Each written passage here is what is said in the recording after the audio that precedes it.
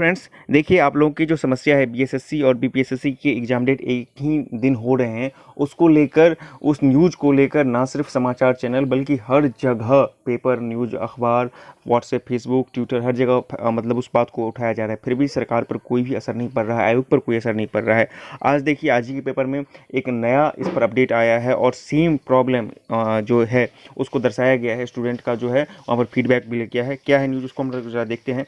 स्पष्ट है कि यहाँ पे लिखा गया है कि एक डेट पर दो परीक्षाएं से हो रहा है, स्टूडेंट में परेशानी हो रहा है। यहाँ पे देखिए लिखा हुआ है कि बिहार एसएससी इंटर स्तरीय और दरोगा बहाली की मुख्य परीक्षा दोनों 29 नवंबर को, एक डेट पर दो परीक्षार्थी हो रहे हैं परेशान। इसमें बहुत सारी बातें की गई हैं। अवसर की समानता सुनिश्चित करें, यह वर्तमान स्थिति है, कैरियर का के साथ हो रहा है खिलवाड़, 7 साल बाद हो रही परीक्षा, ये सारी की सारी चीज़ें हैं। इसको हम लोग एक एक करके पढ़ते हैं। सबसे पहला क्या है, देखिए यहाँ पे पटना का है 15 अक्टूबर का। प्रदेश स्तर पर रोजगार को लेकर एक बार फिर से युवा अभ्यर्थियों के सामने संकट का समय है। दरअसल कोरोना और फिर चुनाव की तैयारियों की वजह से बीएसएससी की ओर से इंटर स्तरीय परीक्षा और दरोगा बहाली की मुख्य परीक्षा आयोजन जो है 29 नवंबर रविवार को ही होगा। तो गौरतलब है कि दोनों परीक्षाओं की तिथि बदल कर घोषित की गई है, मतलब दोबारा बदली गई है। बिहार पुलिस अवर सेवा आयोग की ओर से मुख्य परीक्षा 11 अक्टूबर को होनी थी और इंटर स्तरीय 18 अक्टूबर को। अब दोनों ही परीक्षा 29 नवंबर को होनी है।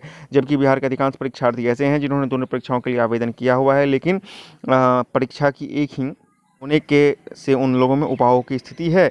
दैनिक जागरण आई नेक्स्ट ने ऐसे कई परीक्षार्थियों से बात की जिन्होंने दोनों परीक्षाओं के लिए आवेदन किया हुआ है। पीड़ित छात्रों का कहना है कि भीषण बेरोजगारी के दौर में सरकार को ऐसी व्यवस्था बनानी चाहिए जिससे युवा रोजगार के अवसर से वंचित ना हो। एक ही तिथि से उनका अवसर छिन जाएगा, बिल्कुल। और 7 साल बाद हो रही परीक्षा, ये तो जग जाहिर है, इसमें तो कहीं से कोई दो मत बात नहीं है कि 2014 का जो है आपको ये नोटिफिकेशन आया था और 7 साल बाद परीक्षा हो रही है। लेकिन 29 नवंबर को दरोगा बहाली मुख्य परीक्षा होने से परीक्षार्थी मजबूर होकर किसी एक परीक्षा में शामिल होंगे। बिल्कुल अभी की तो वही स्थिति है। हम लोग कितनी भी इन चीज़ों को उठा रहे हैं, लेकिन उन लोगों की तरफ से कोई भी स्पष्ट निर्देश अभी तक दिया ही नहीं जा रहा है।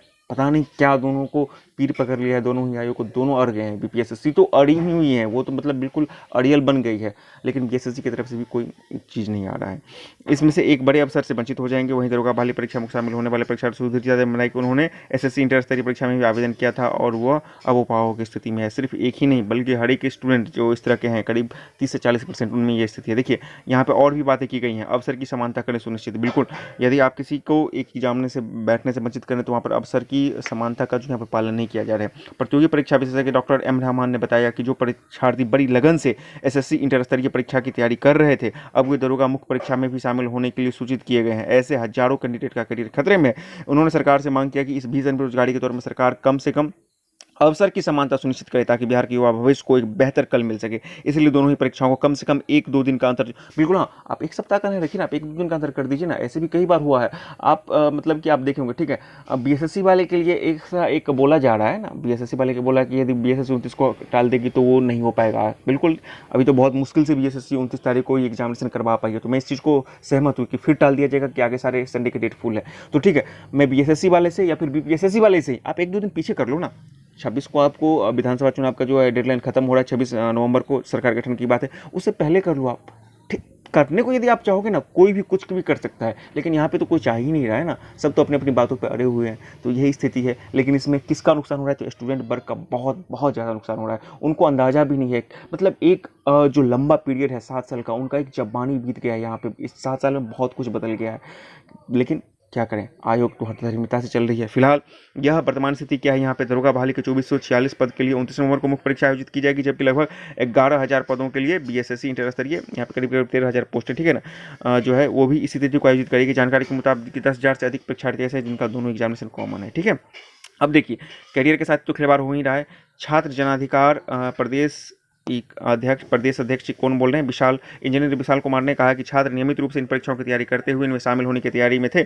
अब यह निर्णय नहीं ले पा रहे हैं, इसलिए सरकार को अविलंब दोनों ही परीक्षा स्थगित कर अलग अलग तिथि घोषित करनी चाहिए। बिल्कुल ये बात सही है।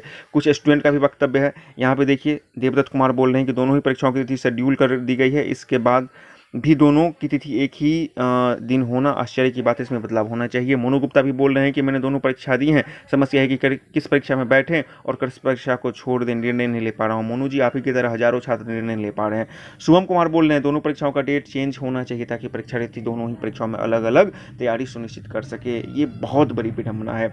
सरकार एक तरफ तो घोषणा करती जा रही है कि आप लड़कियों को 50,000 रुपया दीजिएगा, फिर से ग्रेजुएशन पास करेगी तो, और मतलब इतना चीज़ हो हल्ला हो रहा है, इतना इतना चीज़ विद्यार्थी अपने आप को उठा रहे हैं मांग को, तो क्या आप अपने अधिकारियों से एक बार नहीं बोल सकते हैं? ये मैं सीधे सीएम से बात कर रहा हूँ कि आप स्थिति को सुधारें, या फिर आपको जो शिक्षा मंत्री है वर्तमान की या कोई भी नहीं बोल सकते हैं कि आप स्थितियों को सुधारें और ऐसा कुछ कीजिए ताकि दोनों ही जो है एग्ज़ाम में जितने एग्ज़ाम सफल हुए परीक्षार्थी दोनों एग्जामिनेशन में बैठ पाए ताकि उनके हितों की रक्षा हो सके। ऐसा कोई आप कुछ कर नहीं सकते हैं? ठीक है, आपको एक को सुप्रीम कोर्ट के फैसले के आलोक में अपने चीज़ों को शेड्यूल करना है और एक को मतलब कि बहुत दिन बीत गया है, ठीक है, दोनों अपने अपने जगह पे सही है, तो एक दिन पीछे कर लीजिए ना, आप 2 दिन पीछे कर लीजिए ना, आप आगे मत बढ़ाइए, पीछे ही कर लीजिए, ताकि कुछ भी ऐसा कीजिए ताकि दोनों ही एग्जामिनेशन में जितने भी कैंडिडेट पास हुए हैं सेपरेटली अलग अलग बैठ सके। ये बहुत बड़ी एक समस्या है, इस पर प्लीज़ गंभीरतापूर्वक विचार कीजिए। तो आज की वीडियो में इतना, वीडियो देखने के लिए बहुत बहुत धन्यवाद। सब्सक्राइब करें हमारे चैनल एम सिंह फाउंडेशन को और बेल आइकन को प्रेस करने के बाद नोटिफिकेशन को ऑन कर लें कॉम्पिटिटिव एग्जाम की तैयारी एवं संबंधित सभी जानकारी सबसे पहले पाने के लिए।